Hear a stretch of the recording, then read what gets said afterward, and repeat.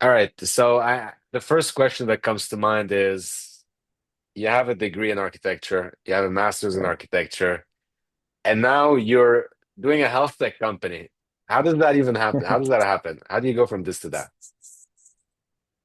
It's a long story short. I had an issue with family member. It was my grandfather who was like diagnosed with a type of cancer. I've always been a self-taught developer since I was like 15 years old, and so I decided to build things for him. That was my initial idea, and it just happened that the thing that I was trying to help my grandfather with, it was a really important thing. And I found a lot of people that were interested in that same vision that I had. And so at the beginning, it was just like we were talking before, like a really naive person trying to build something for himself, or for his family in this case. And then with that sort of story, I got connected with a lot of really smart people that got me where I'm today. I also believe that there is a lot of opportunities when you connect very different perspective in a very specific industry. And so, and that's not just me. Like, for example, in my company, we have a lot of people that are artists, that are clowns, that are film makers, but they're also developers or data scientists. And those type of people tend to be the most creative because I believe creativity and when you create things, which is what happens when you do tech, it's a way of seeing the world. It's not just the craft, but how you see the craft. I believe that's the real key. And yeah, in my case, it was that's the story behind why I'm here. But I believe the thing that you study doesn't sort of restrict what you could do. It's actually how you see the world, what's really key, which is something that you cannot teach someone. That has to come from your soul. Um, yeah, that's it. That's my story. Is that still your mission? Yes, 100%. So when we started the company, it was just for my grandfather, but then I'm gonna explain a little bit longer. So when that happened, I went with him to a lot of medical visits, and we found that there was a lot of mistakes. So they were treating patients with Excel sheets. They were missing out on certain therapies that he was having. So they were prescribing drugs and therapies that shouldn't be prescribed. And all of those mistakes turned out to be a huge mess, which at the end created a huge burden on the quality of life of my grandfather. And that created that spark that triggered the creation of Archangel. When we started to go from there and talking to people, we figured that there was that thing was actually happening quite a lot. And you'll see that a lot of the issues today are just a lot of human error that actually happens a lot. And I, in my opinion, it's not the problem is not the humans. It's just that it's a really complex um, problem solving task that a lot of those things shouldn't be done by humans in this case. Like, for example, we have patients that have, I don't know, like 30,000 pages of medical record. Imagine you're a doctor and trying to make a decision in 5 minutes, meaning that you have to read 30,000 pages. That's like 3 years of nonstop reading. It's insane that a doctor has to do that today. And so that's the type of problem that we're trying to solve. Just reducing those mistakes by enabling a new operating system for doctors to do things much better than they're doing it before. Mhm.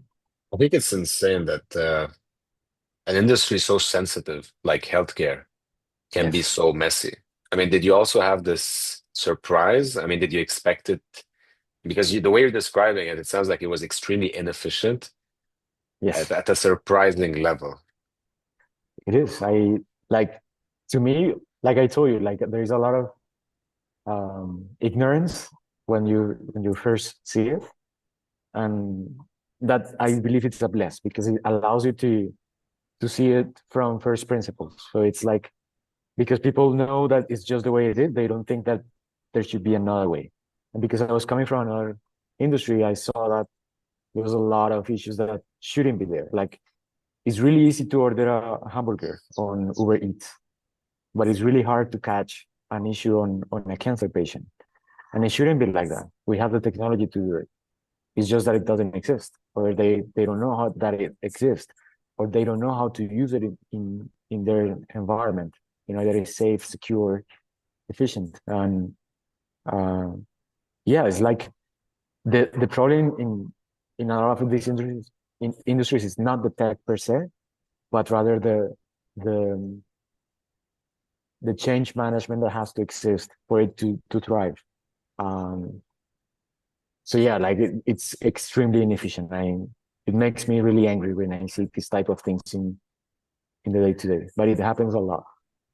So you've been mentioning ours for a while, our case, our company. So you're not alone. You're a co-founder. There's someone else with you. Yeah. Who is it? And Yes. and what I learned over after talking to so many people is that the relationship with your co-founder is critical. So I really want Yeah. to know, how did you pick him or her? And how did you know that it was the right partnership for your company?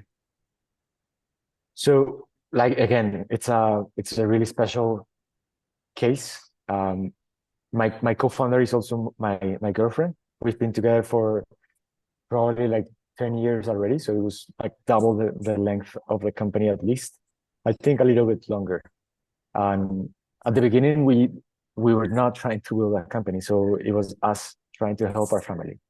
And what's really special is that we are very different to each other. So she's extremely business driven, and she's a really well, I'll say like connector. She's really well at connecting with people and having that sort of relationship building with them. Myself, I'm more of a builder. I like craft. I like creating things. And so for us, it was really like natural when we work together. Uh, I think that's just the best scenario when you have someone that you trust a lot. It could be your brother, for example, in the Stripe case, or Brex, which is another company that we admire a lot. They're two brothers, and they're like rockstars, and they're also family, but they're very different, which is like really interesting because it creates that sort of soul that I was telling you, like very very specific, very very different type of perspectives. Um, and yeah, like she deals with all of the business and relationship type of part, and I do with product and vision and operations. That's sort of my go-to, and we enjoy what we do, and so that's also something that is nice. Like we really enjoy what we do, and it's like crazy. I think when you are choosing your co-founder, it should feel natural. Like it should be just it shouldn't be forced or. And sometimes it's like if you don't have a co-founder, it doesn't matter. You can just start, and then as you move forward, you will find someone, or you will see if there is something that you could do together. And it's not easy to do it alone. That's the issue. Like when you're going with someone, it's a lot easier because there is a lot of uncertainty when you're building something, and so it's easier when you have someone to throw the ball at and then bounce ideas. Um, but yeah, like my suggestion would be just like try to build something together, see how it works, and if it feels natural, then just go for it. I mean, yeah, like I don't know if I'm too like simplistic, but to me it's very simple. It's just you have to be with someone that complements what you know, and then and get started.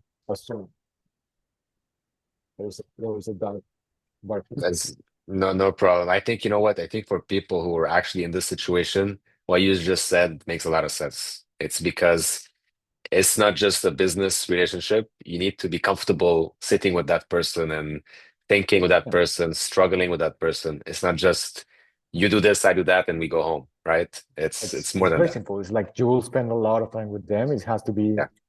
natural. Yeah. That's it. Yeah.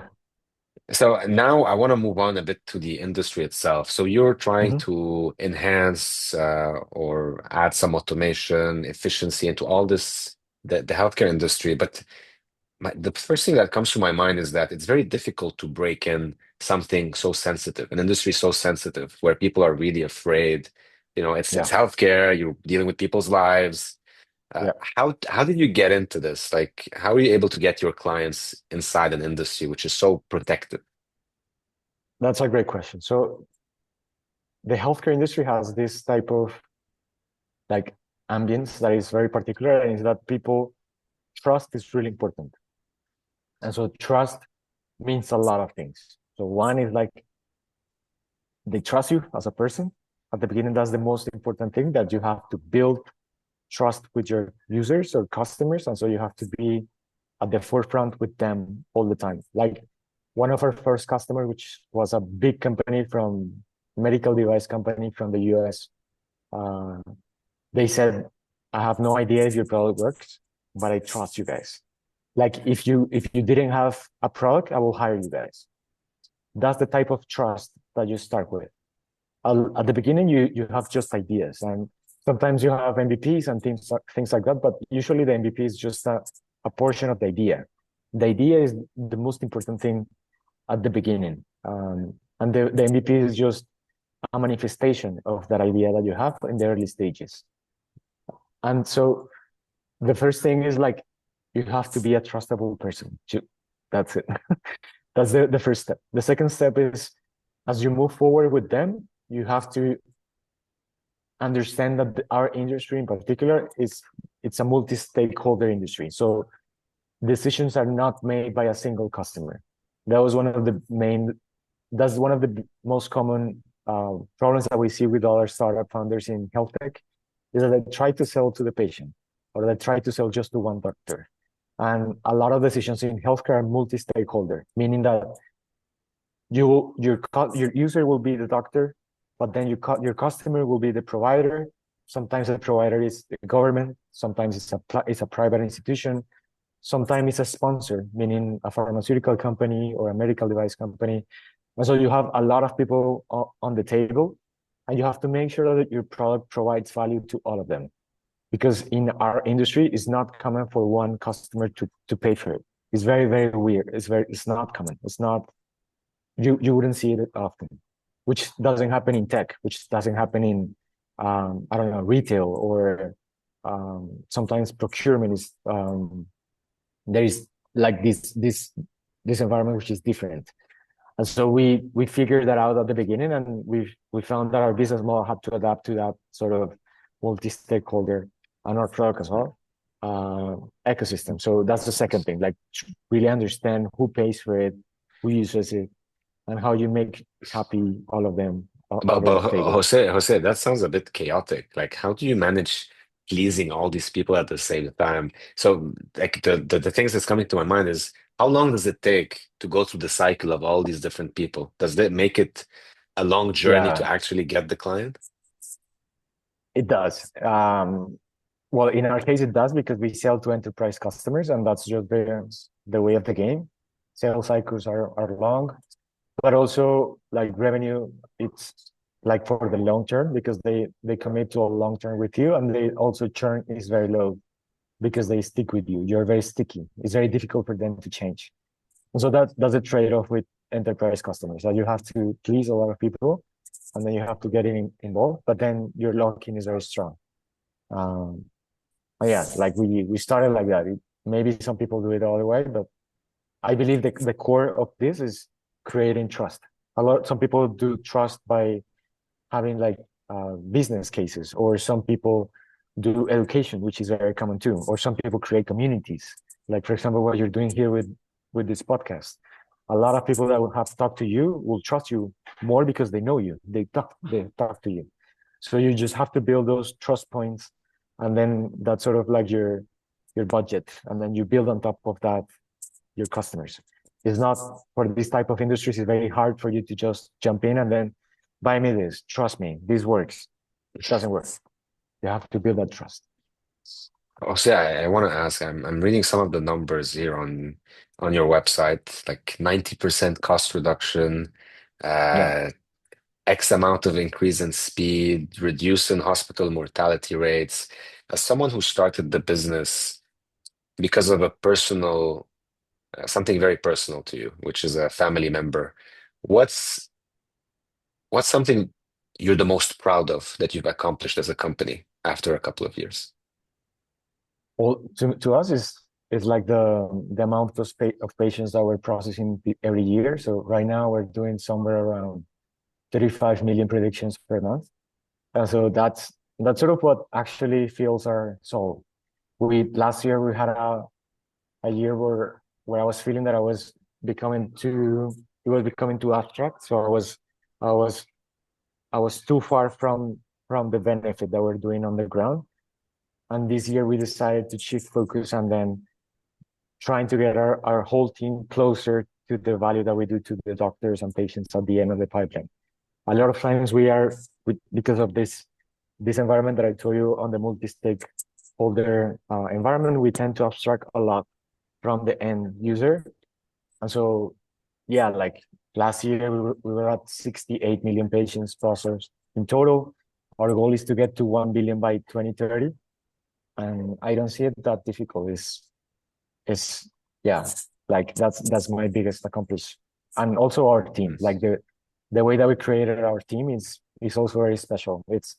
I'm really proud of the type of people that we have found and put together. Yeah, That's really incredible. And putting aside, I know this is like a business podcast where we talk numbers and the challenges, but every minute counts in healthcare. So I think what you're doing is very important, at least not just for the industry, but for the end user or the end out product, the output, which is processing faster, making clients' lives a lot easier. So I want to thank you for taking the time to really break this down. It was really fascinating. And again, I think it's awesome what you've done so far, and I can't wait to see where you guys will be in a couple of years. amazing. It was really nice to talk to you, and I hope this is useful for you and for other people for sure. Awesome.